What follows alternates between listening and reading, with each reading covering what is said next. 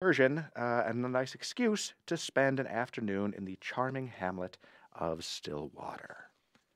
There it is. Habitation audio log. We're going east, young men and women. Is that right? Slightly wrong. Hmm. No, we're going west. We are west. We're West. going east. Left or right?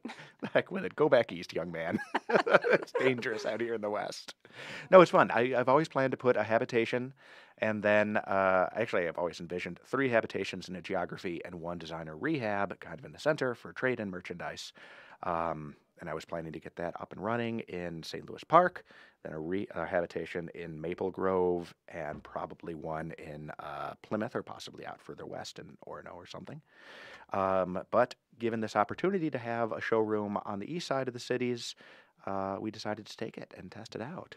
Perfect. I know, it's really cool. We've got merchandise that is overstock from Habitation. We've got merchandise that is trade-in from our clients at Clients. Habitation. Some consignment from when we had Designer Rehab temporarily housed in between the opening of the new location and the other one. We have a ton of stuff. This is really cool from the old Vogue furniture store. Ooh. And it was stuff, among other things, but some of it was actually rented to Prince at Paisley Park for some of his social events. Fun fact. Seriously. So you can head out there, you can see all this totally funky, ultra contemporary furniture that is a little piece of Prince. And hopefully we'll have marked the pieces that had been in Paisley Park. So it's going to be cool. And then some stagers coming in, some transitional furniture coming in. We've got some really amazing deals on commercial furniture that came out of a hotel recently that remodeled. So you can go in and for like $75 or $99, we've got all of these like new, heavy commercial grade accent chairs and things. Nice. Right? What are the hours going to be? Oh, darn it. Sorry. I think we're going to say 10 till 7, but you know what? Anybody who's interested, go onto Facebook and search for Designer Rehab on Facebook. You'll see the logo. It's white with black and gold, and it will have all the details. It'll have the location listed, and no doubt some pictures of the merchandise that's out there. But I think 10 to 7, but I can't be absolutely guaranteed. What I can say is it's going to be open on Friday the 12th, Saturday the 13th, and Sunday the 14th, and then the Friday, Saturday, Sunday the following week. And then Very we'll see where cool. it takes us. Yeah. That's Yeah. awesome. Congratulations. Thank you. Thank you. I mean, it's really exciting. We'll see. I really hope it's a success because I'd love to make that a permanent location, and then we could be on both sides of the cities, and I think that's going to be impactful. All right, so Leslie, this is the part of the show where you get to ask me a question or two about whatever you particularly choose. Could be habitation oriented, could be personal, really just shoot from the hip. How do I keep my beard so beautifully groomed? Is the hair yes. completely natural? Why am I not taller? It doesn't matter. Go for it. So, did you go to design school? No, How did you get into this business? Because I've been in habitation and it's amazing.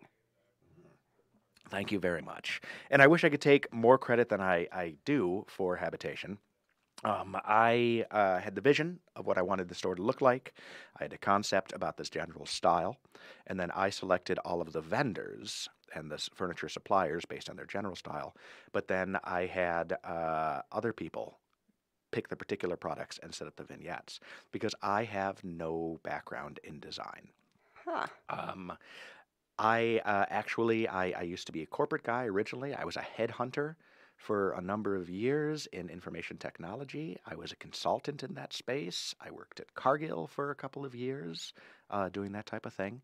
And then I decided I just wanted a complete change of vocation. And for whatever reason, the reason was there were 3 things I liked doing at that time. I liked drinking, I liked buying things, and I liked traveling before I had kids. And I couldn't figure out how to make a living drinking, although I have subsequently figured that out. But traveling and buying is importing, and I just happened to start bringing in container loads of furniture from Indonesia and liquidating them. That's how I got into the business.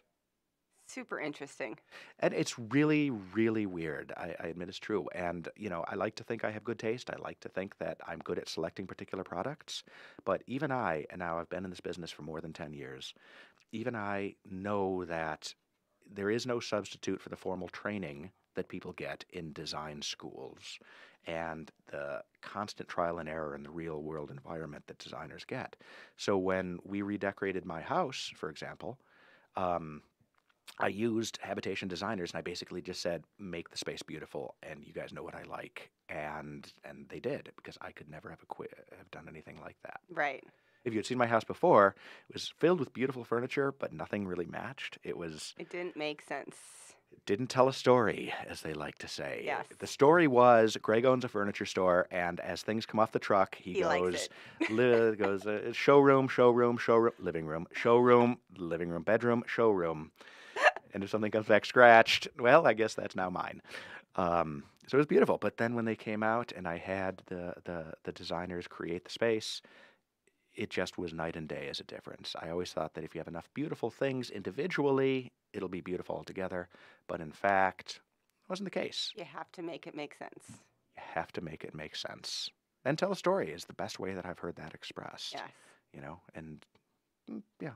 So there it is. No, I have no design experience. I have no particular skills in this area. All I do is write checks and occasionally weep softly on bill paying day.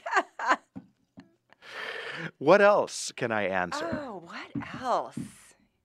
A wealth of knowledge. And if you heard clinking in the background, it's because we've just refilled our glasses as we're winding down. With 1 minute left in the show. We're only at, oh my God, I didn't even look up. All right, you're off the hook, Leslie. Okay. Thank goodness. Just kidding. All right. Well, no, it is. Thank you for the kind words about Habitation, because I honestly do think it's a beautiful spot. Well, we have drunk and talked our way through another episode. On behalf of our absent mixologist, Jordan Morris from Mill Valley Kitchen, and our guest, Leslie Wood from Hope Chest, I'd like to wish everyone good luck this week and remind you that, in the words of the fabulist Aesop, no act of kindness, no matter how small, is ever wasted. Good night, everybody. Tell you why the day is sunny, I'm in love with lips of honey. Will you see the way she walks? Hey, brother, pour the wine.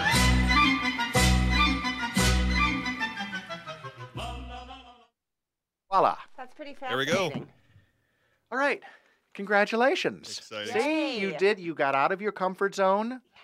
See, this doesn't bother me, the talking, but it's just like knowing what I'm going to sound like on the back end makes me nervous. You sound great. Cause Yeah, I sounded feel like fine. I Yeah, sound yeah. very Don't worry about manly. that. Yeah. Really? Yeah, isn't that weird? The voice, definitely. So, well, on like recordings, Really? I feel like I do. Yeah, that's why. I'll send you a copy of it. So, perfect. All right. Finish this one off. That was. Cheers. Thank you so much for having us. Thank you. The royal we or?